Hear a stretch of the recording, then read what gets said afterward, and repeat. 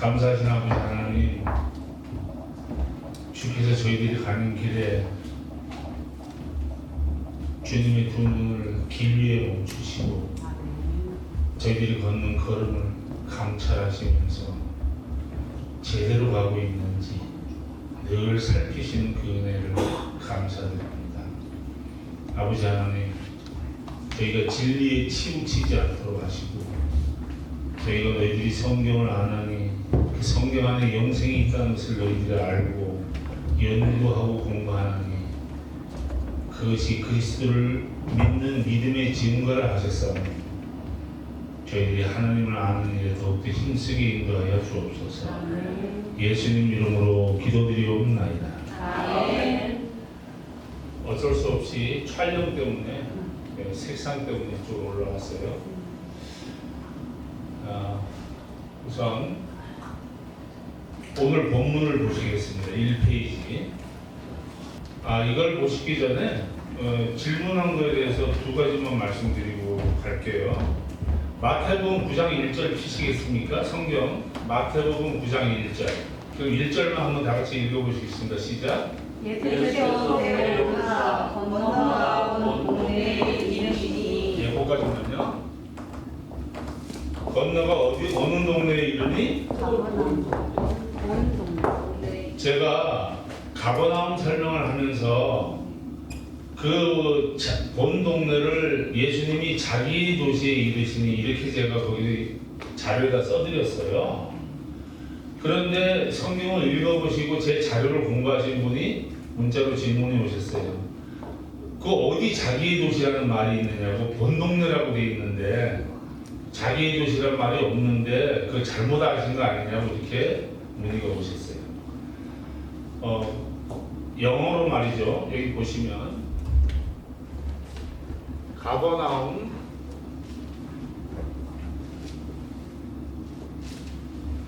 마태복음 9장 1절에 거기에 본 동네라는 말 지금 읽으셨죠? 네. 본 동네가 이게 가버나움이에요.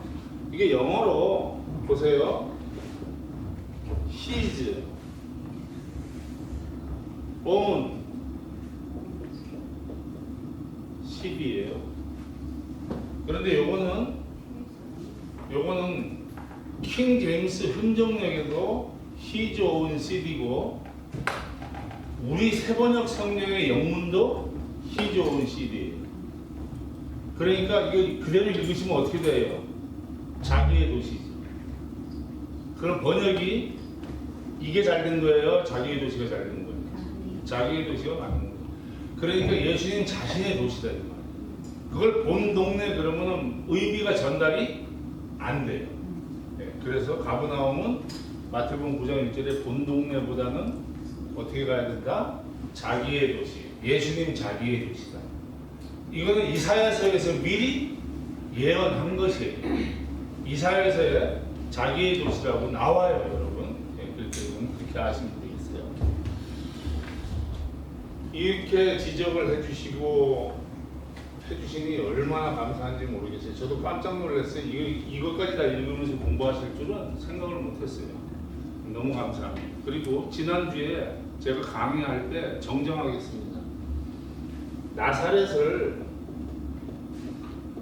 예수님 고향이라고 제가 한참 얘기하고 있더라고요. 베들레헴이 고향인데 예수님 고향은 베들레헴이잖아요. 이게 틀린 거죠. 이게 제가 나사렛이라고 계속 얘기하고 있더라고요. 그 영상을 보니까 정정하겠습니다. 베들레헴이 고향이고 베들레헴에서 인구 호구 조사 때문에 호구 조사는 왜 하는 거죠? 로마 시대 때 세금을 많이 걷기 위해서. 항상 인구 조사를 한다는 것은 세금하고 연결이 되어 있다고 보십니다. 세금을 많이 거두려고 인구 조사를 하면서 베들레헴에 가가지고 예수님을 낳았죠. 마우간에서 낳았는데 그러고 나서 어떻게 해요? 헤롯이 예수님을 죽일까봐 동방박사의 꿈 때문에 동방박사들이 그 꿈 얘기를 헤롯 대왕한테 했어요. 그러니까 불안하니까 2살까지 다 죽여라. 베들레헴 근방에 있는 사람들 아이들을 2살까지 다 죽이라고 했어요. 2살 포함 2살, 1살 전부 죽이라고 그랬어요. 그럴 때 하나님의 사자가 요셉의 꿈에 현명에서 나타나시기를 애굽으로 내려가 피해 있어라. 그래서 애굽으로 내려갔다가 헤롯 왕이 죽었다는 얘기를 듣고 다시 어디래? 이스라엘 땅으로 와요.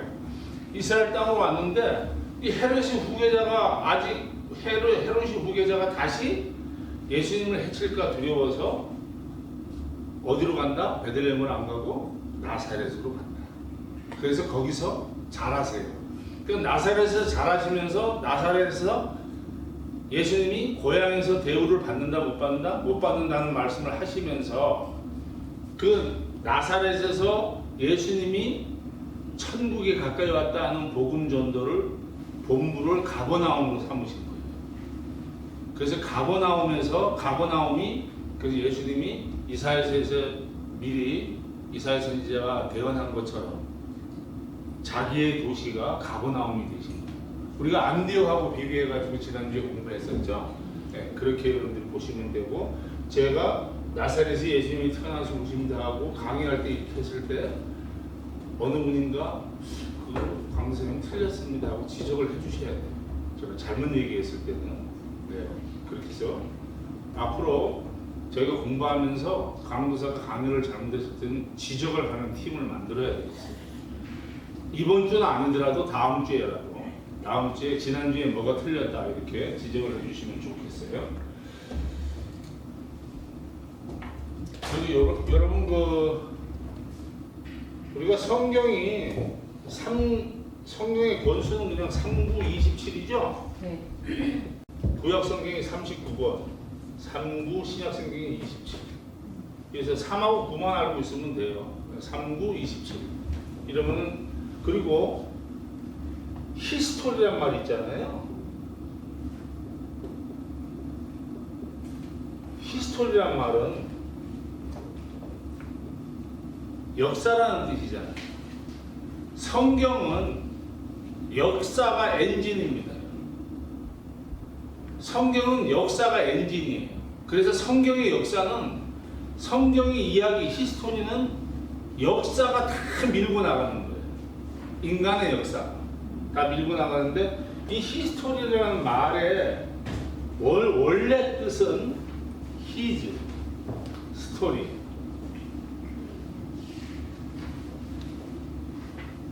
히즈 스토리. 여기 히즈가 어느 분이에요? 하나님. 네. 원래 그 뜻입니다. 히즈가 하나님의 뜻이에요. 그래서 히스토리 그러면 그분의 역사예요. 하나님께서 진행하시는 인류의 역사를 히스토리라고 영어로 만든 거예요. 그리고 우리가 BC라는 말이 있죠. Before Christ, 아노 도미네. AD라는 말이 있죠. 이 BC와 AD의 전환점에 누가 계세요? 그리스도가 계시잖아요. 또 하나, 이스라엘은 육적이에요, 영적이에요? 이스라엘은 육적이죠. 예, 이스라엘의 역사가 율법에 의해 가지고 진행되어 오는 육적 이스라엘이잖아요. 그럴 때 육적 이스라엘과 교회는 뭐예요? 우리 지금 사도행전 하고 있죠? 교회는 영적 이스라엘. 그러면 육적 이스라엘과 영적 이스라엘의 전환점이 어느 분이 계시는 거예요? 예수 그리스도. 이게 성경이에요. 이게 성경이고, 나눠드리는 오늘의 묵상 한번 보실까요? 요한복음 5장 39절 다 같이 한번. 제가 한 장 따로 드린 거 있어요. 한 장 따로 드렸습니다. 다 찾으셨습니까? 네. 거기에서 요한복음 5장 39절 다 같이 시작. 너희가 성령에서 영생을 얻는 줄 생각하고 성령을 영광하거니와 이 성령이 곧 내게 대하여 증언하는 것입니다. 성령에서 뭐를 얻습니까? 영생을 얻죠. 그래서 우리는 하나님을 연구합니까? 안 합니까? 하지요. 그런데 이 하나님을 연구하고 하나님을 알려고 하는 이 성경이 누구에 대해서 증거해요? 그리스도 예수에 대해서 증거합니다. 그리스도 예수는 하나님이 성부 하나님이 보내신 분이다. 그래서 성경은 서론이 녹색 글씨 보이시죠? 서론이 뭐냐면 인류의 역사예요. 창세기 1장부터 11장. 그 다음에 성경 본론은 육적 이스라엘의 역사예요. 이스라엘 민족의 이동 경로와 그들이 사는 삶, 그것을 설명하는 것이 본론이에요. 성경이. 결론이 뭐냐? 영적 이스라엘의 교회예요. 이 영적 이스라엘의 교회는 사도행전에 나와 있는 뭐예요? 지금 우리의 본 교회, 이 교회, 그 다음에 요한계시록까지 이렇게 쭉 연계되는 게 성경의 서론, 본론, 결론입니다, 여러분.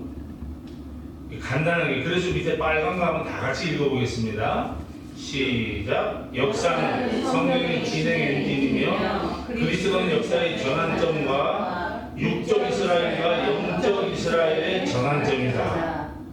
그리고 밑에 베드로후서 1장 20절 거기에 보면 먼저 알 것은 성경의 모든 예언은 사사로이 풀 것이 아니라고 되어 있죠.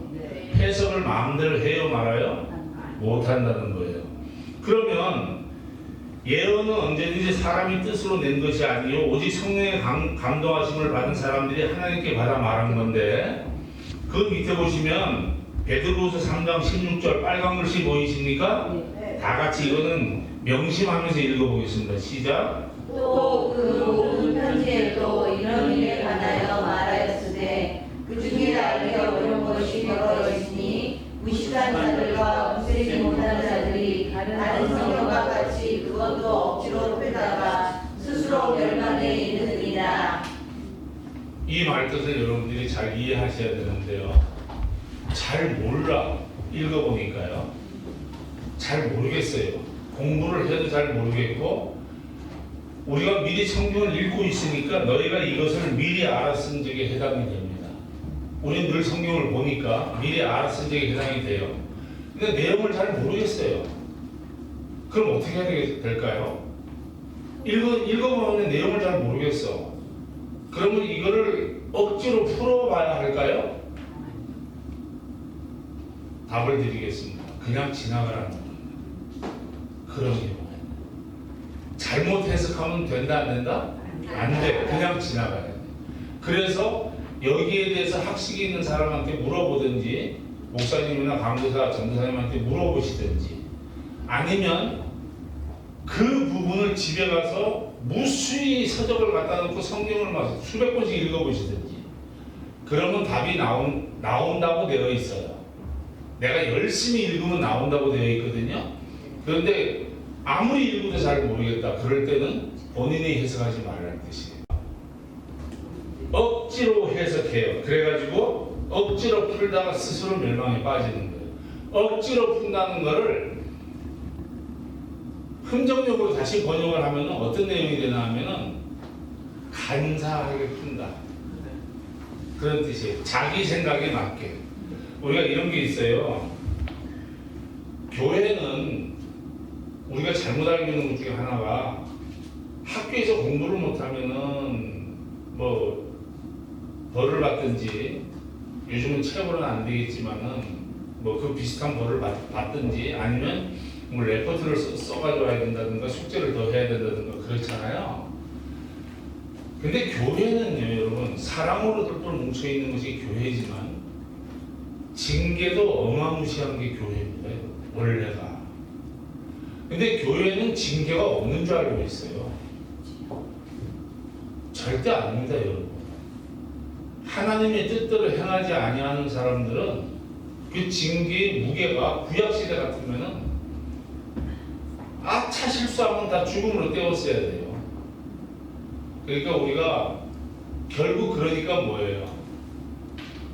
우리가 징계를 받지 않기 위해서 우리가 해야 될 거, 자기 십자가를 지고 나를 따라와라 하는 예수님의 말씀에 그 자기 십자가가 뭘까요? 우리 오늘 이 문제 한번 얘기해 봅시다. 우리 교육자분들께서는 가만히 계시고, 자기 십자가를 지고 나를 따라와라. 그럼 그 십자가가 뭐라고 생각이 드십니까? 뭘 지고 따라가야 됩니까? 그 십자가를 지려면 어떻게 해야 될까?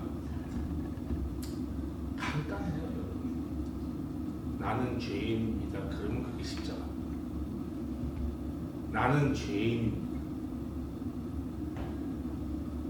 교만을 내려놓는 내려놓는 것이 십자가예요. 교만을 내려놓는 게 십자가. 나는 죄인이라서 하나님 나는 어쩔 수가 없습니다. 더 이상 어떻게 할 방법이 없습니다. 저를 영원한 죽음에서 저를 구원해 주시옵소서. 그러니까 내가 교만하지 않고 자기를 내려놨을 때 그게 그리고 자기가 죄인이라는 걸 고백했을 때 그게 십자가예요. 얼마나 쉬운지 몰라요. 우리 그 내용만 알고 있으면. 그런데 내가 우리 죄인이라는 것을 고백하는 게 그렇게 힘든 거예요. 내가 교만하지 않는 것이 그렇게 힘든 거예요. 제가 드리는 말씀도 곡해하지 말고 꼭 들으셔야 돼요. 제가 가끔 곡해하지 말라는 말씀 드리죠. 우리가요 많이 배운 사람들이 그 부류나 그 레벨의 그 시대의 역사를 다 망가뜨립니다. 그런 경우가 많습니다. 그리고 내가 교만하지 않는다는 것은 지난번 말씀드린 것처럼 내가 할 줄 아는 게 이것밖에 없다는 생각으로 바꾸셔야 돼요. 남을 얘기하면 좀 그렇지만 저한테는 딸이 둘이 있습니다. 큰 딸은 할 줄 아는 게 공부밖에 없다고 해서 공부를 시켰어요. 여러분들이 믿거나 말거나 하는데 저는 그 큰 딸이 그렇게 안쓰러울 수가 없어요. 할 줄 아는 게 공부밖에 없어요. 본인이 얘기하는 거예요. 제가 볼 때는 별 쓸모가 없어요. 둘째는 할 줄 아는 게 너무 많아. 공부 빼고. 그래서 더 잘 살아요. 우리 교회는 이제 이 찬양을 많이 하는 교회잖아요. 음악을 하시는 분들한테 감히 이 말씀을 드립니다. 할 줄 아는 게 음악밖에 없다. 딴 건 잘 못하시는 거예요. 제가 보기에는 굉장히 불쌍해요. 안 웃으세요? 네, 살짝 웃자고 말씀드리는 거예요. 네, 부럽죠. 음악 하시는 걸 보면. 제가 지난번에도 이용진 집사님한테 할 줄 아는 게 씨름밖에 없어서 씨름을 하셨다고 내가 그랬잖아요. 그렇게 하면은 자기가 어떻게 돼요? 내려져요. 네, 내려집니다. 자기가 제일 잘하는 거를 나는 할 줄 아는 게 겨우 이거야 라고 생각하시면 내려져요. 난 이걸 잘해 이러면 절대 안 내려갑니다. 네.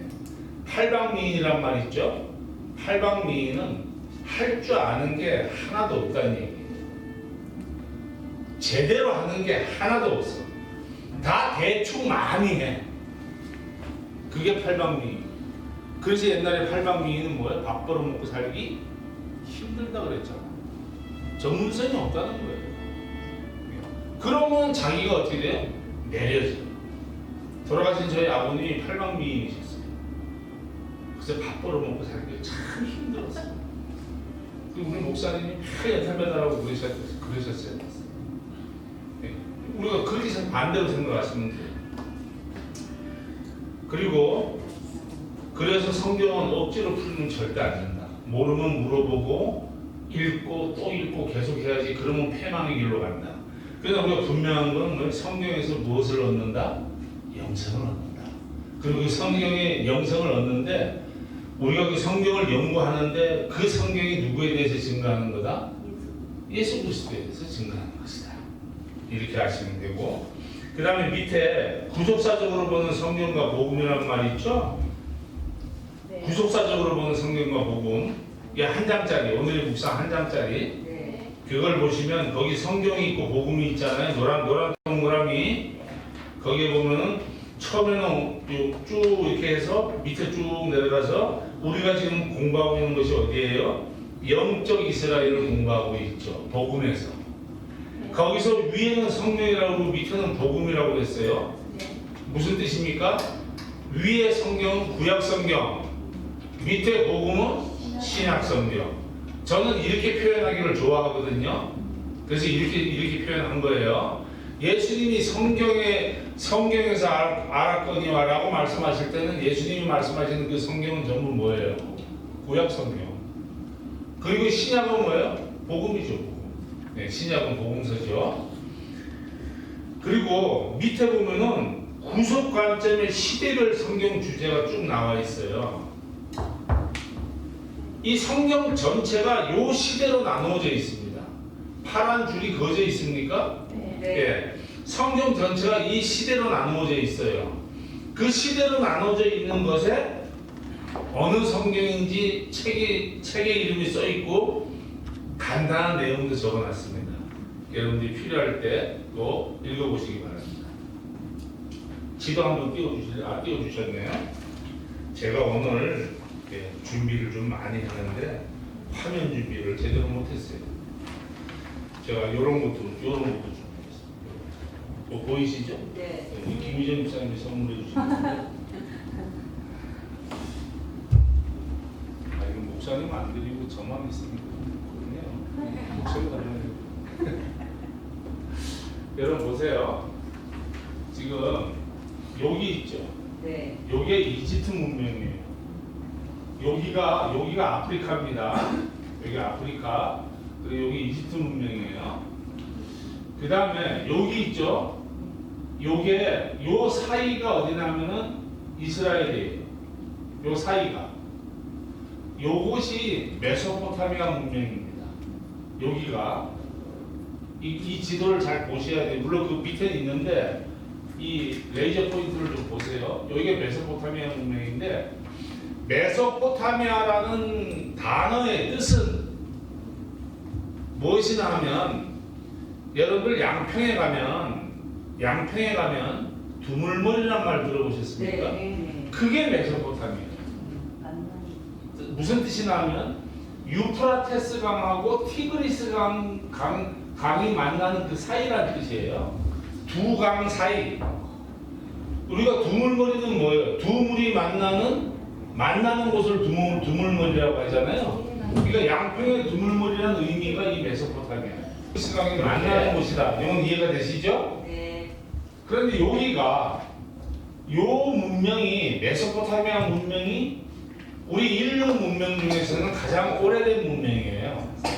제일 BC 3,500년 전쯤. 그러니까 지금부터 따지면 어떻게 됩니까? 5,520년쯤. 그때쯤 요 메소포타미아 문명이 형성이 됐어요. 근데 요 메소포타미아 문명은 우리가 잘 알아야 될 게 뭐냐면 노아의 후손들이 이동한 경로하고 똑같아요. 노아의 후손들이 이동한 경로랑 같다 다르다? 같다. 그리고 여기 보세요. 요 메소포타미아 문명하고 요 이집트 문명이 합쳐져서 두 개를 합해서 부르는 이름이 있어요. 합해서 부르는 이름이 오리엔트 문명이에요. 오리엔트 문명이라고 들어보셨죠? 네. 요 두 개 합한 게 오리엔트 문명. 그 다음에 요거는 무슨 문명일까요? 인더스 문명, 인도 문명. 요거는 요게 인도예요. 인도. 여기 겐지스 강이 있고, 그 다음에 요거는 무슨 문명일까요?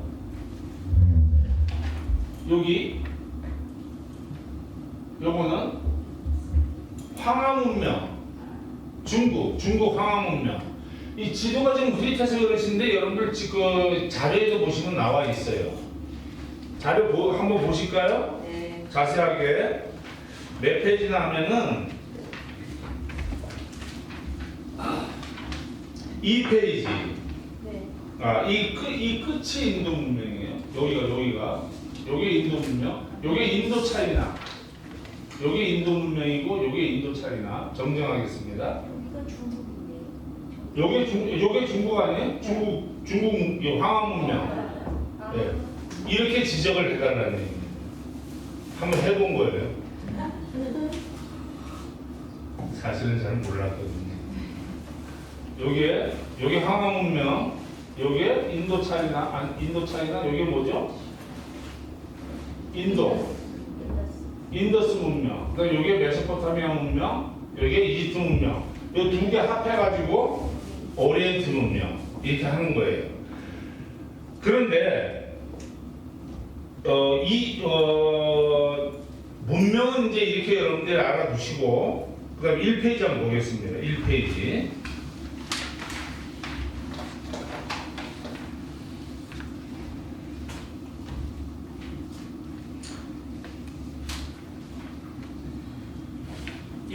인물탐구 스데반이라고 이렇게 이제 보이시죠?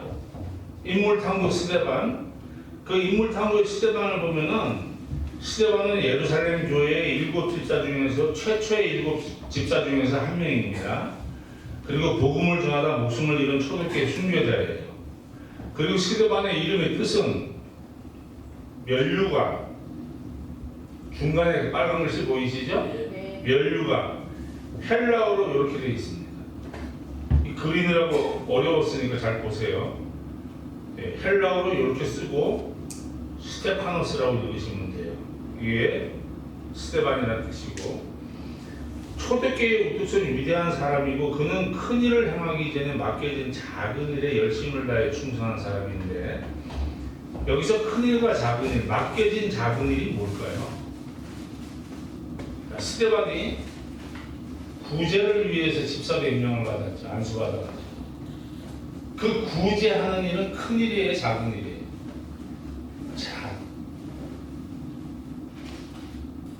구제는 다 작은 일. 교회에서 봉사하는 성가대 하는 것은 작은. 전혀 큰 일이 아닙니다, 여러분. 큰 일은 뭡니까? 복음 전도. 그거 외에는 교회는 다 작은 일이에요, 여러분. 강주사가 지금 여기서 강연을 하고 있어요. 이 강연을 하는데 이게 복음과 관련이 없는 강연은 작은 일. 복음을 전도하기 위해서 전도자로서 신발이 발바닥이 부르트도록 쫓아다니면 큰일. 스데반 집사가 구제하는 일을 맡았지만 결국은 복음 전도자로서 순교를 했죠. 복음을 담대히 전했는데 사도행전의 7장 전체가 뭐예요? 스데반이 성경을 설파하는 거예요.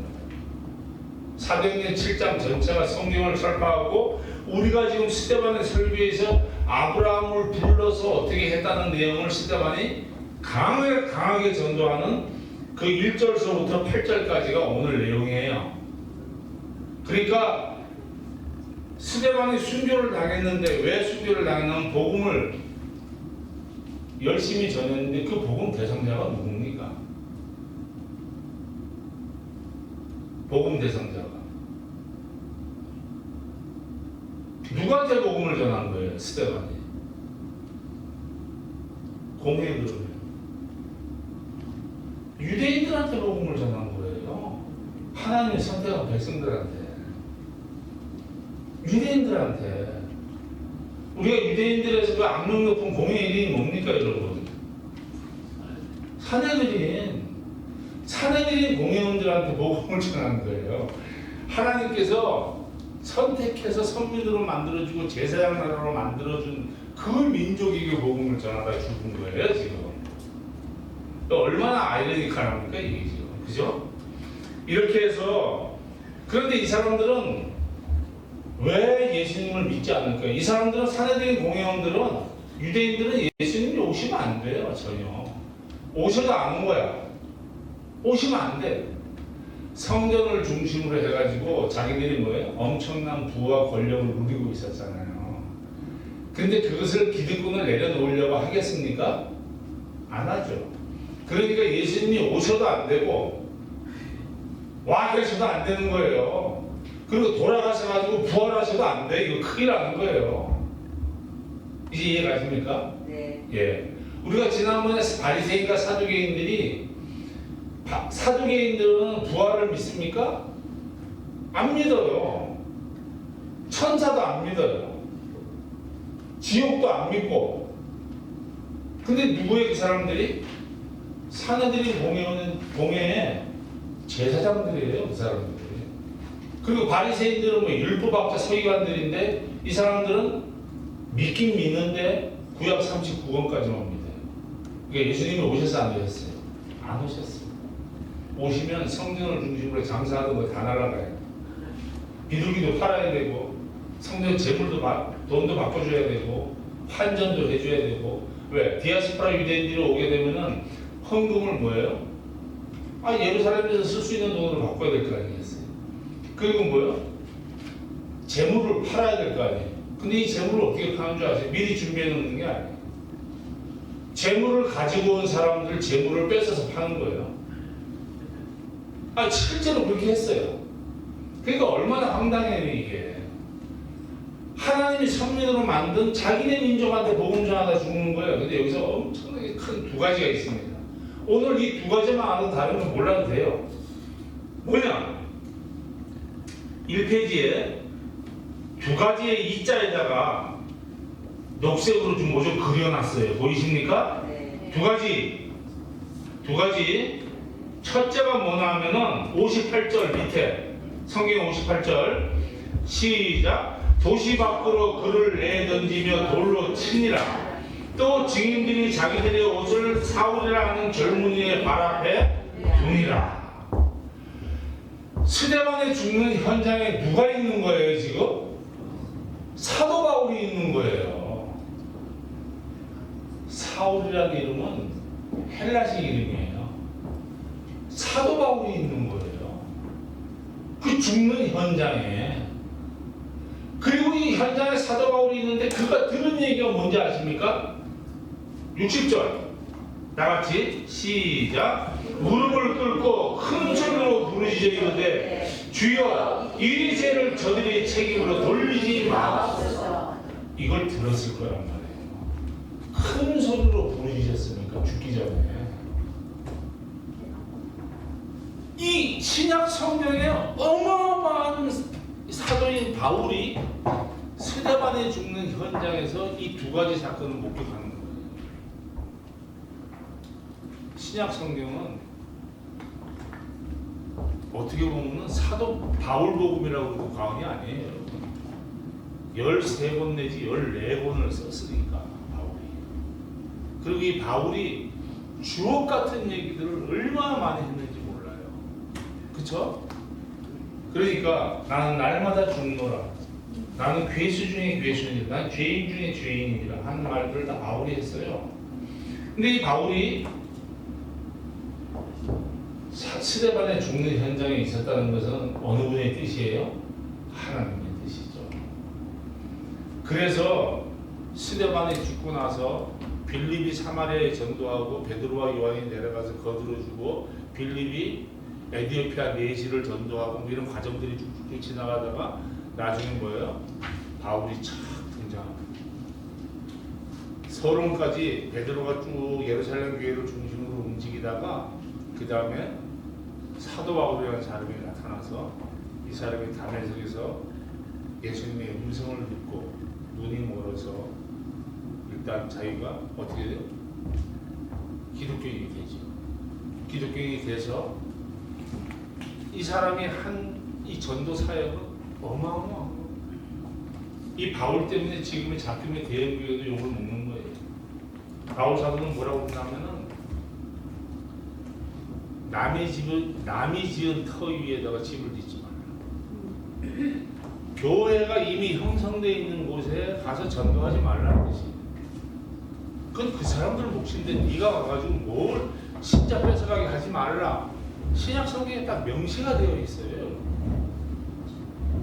그리고 남이 지은 터 위에다가 집을 짓지 말라는 뜻은 다른 말로 얘기하면 자 누가 교회를 이어받았어요. 자기 아버지가 교회를 개척했으면은 자기 아버지는 남이 아니죠. 아버지입니다. 남이에요, 여러분. 성경적으로 남이라고 해석을 잘 하셔야 돼요. 그 아들이 고생을 했어요, 안 했어요?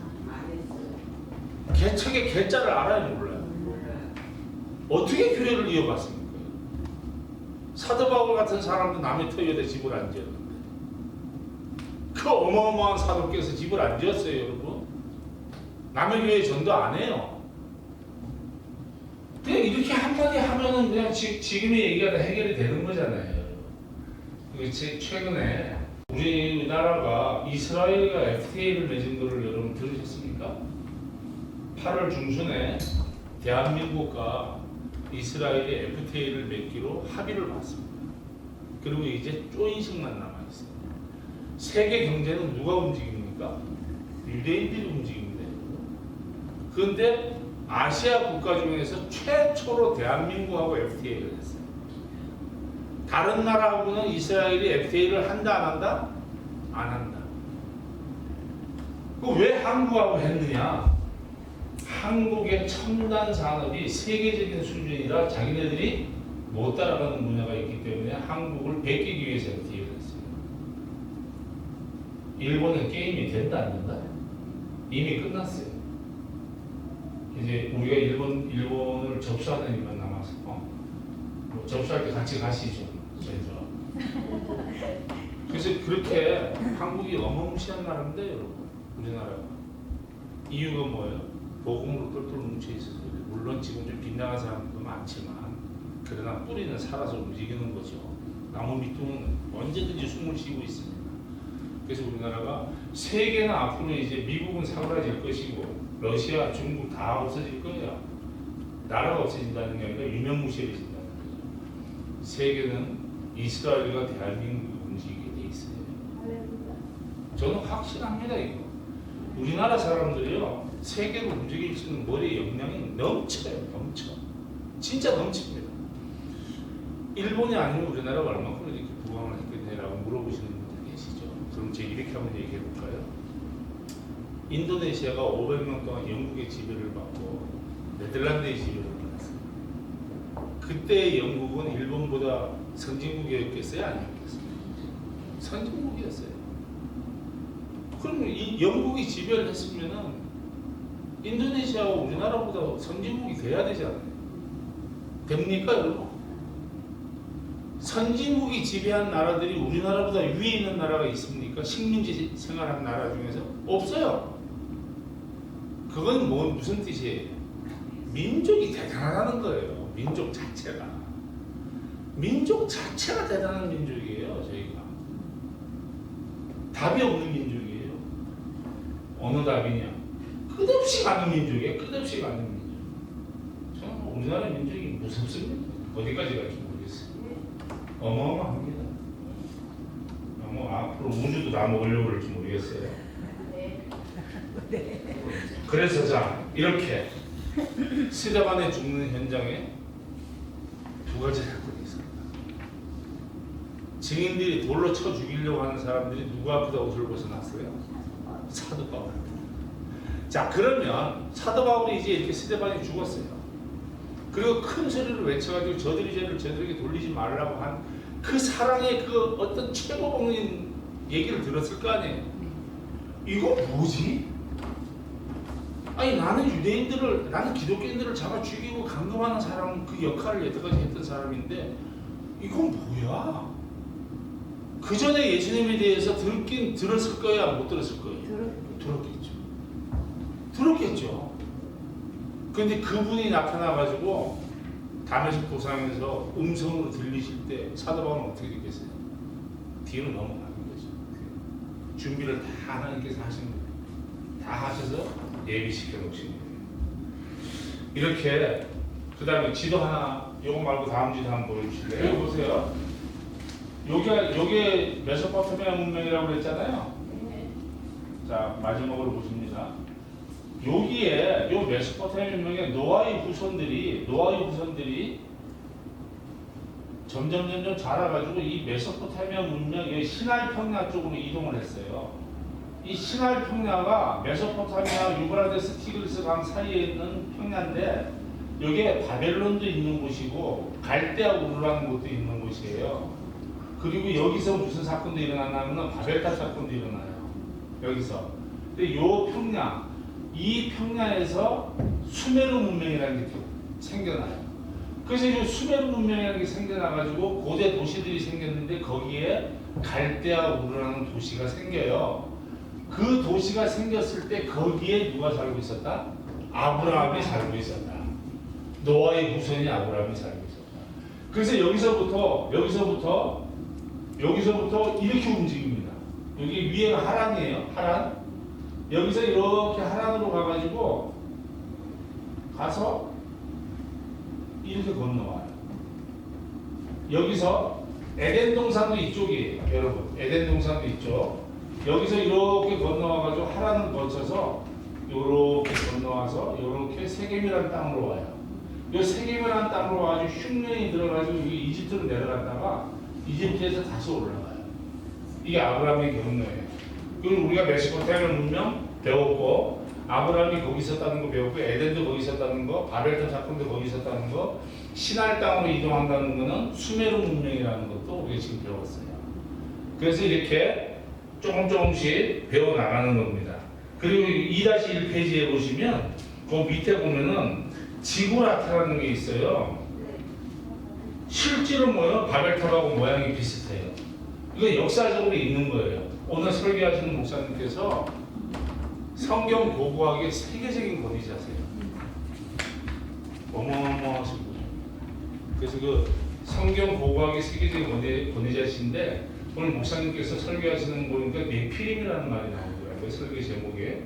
그 네피림이 무슨 뜻이냐면 이 노아의 그 아들, 노아의 자손들이 번창해가지고 이게 하나님의 아들들과 사람의 딸들이 결혼을 해가지고 했다는 내용들이 쭉 나오면서 그 땅에 네피림이 있었는데 그 네피림이라는 것은 뭐예요? 인간적인 왕들을 얘기하는 거예요. 인간의 왕. 그런데 하나님의 이름을 부르기보다는 사람 중심으로 자기 마음대로 하고, 이 거인이라는 뜻인데 배반자라는 뜻도 있고, 자기 마음대로 하고 자기 뜻대로 하고 하나님의 뜻대로 하지 않고, 그러니까 하나님의 뜻과 사람의 뜻이 마찰을 일으키는 거예요. 그 마찰을 일으키는 그 과정에서 네피림이라는 그런 거인들도 있었고, 아마 그런 내용들을 오늘 가인의 후예들, 그 다음에 뭐야? 셈의 후예들, 그 부딪히는 것들.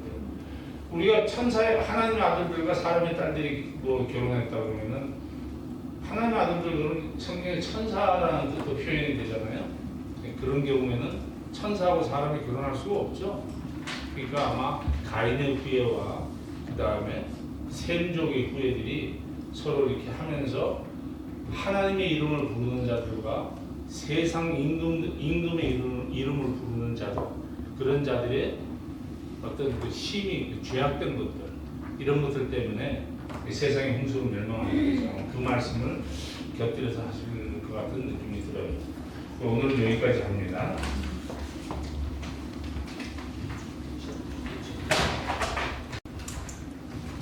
고맙고 감사하신 아버지 하나님, 하나님께서 오늘 귀한 교회에 하나님의 이름을 두시고 앞서 끌으시고 뒤에서 밀으시며 저희들이 올바른 길로 갈 수 있도록 오늘도 성경을 공부하는 지혜를 주셨습니다. 아버지 하나님, 성경 안에 그리스도를 믿는 믿음으로 저희가 영생이 있는 줄 아오니 보고 살펴 주시옵소서. 예수님 이름으로 기도드리옵나이다. 아멘.